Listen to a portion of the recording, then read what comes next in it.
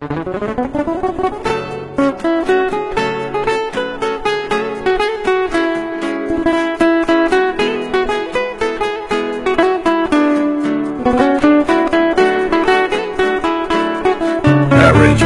and vocal by ایمان غلامی.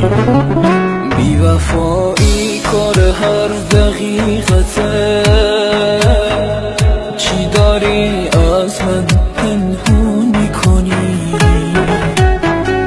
من که میدونم منو دوست نداری، چرا دوست داری با هم بازی کنی؟ چرا دوست داری با هم بازی کنی؟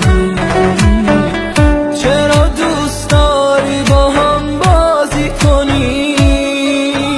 عشقامو پنهونی دارم میریزم، دنیا به کام تو برو عزیزم. شاید بفهمی مثل من نمیشه فدای خنده های تو عزیزم. یه عمری حرفات رو دلم لونه کرد، دوستم نداشتی برو بی معرفت. یادم نمیره با دلم چه کردی، تنهام گذاشتی برو بی معرفت.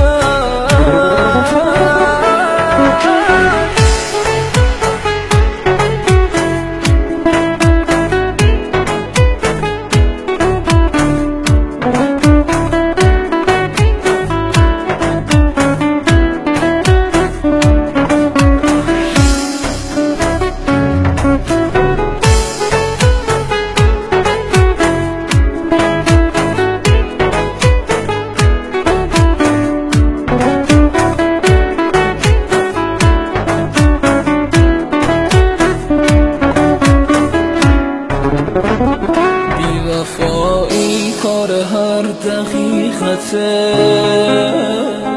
تو نمیدونی فقط من میدونم.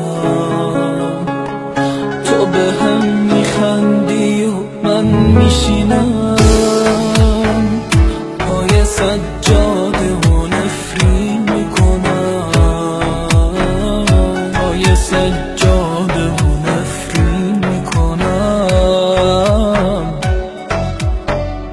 پای سجاده و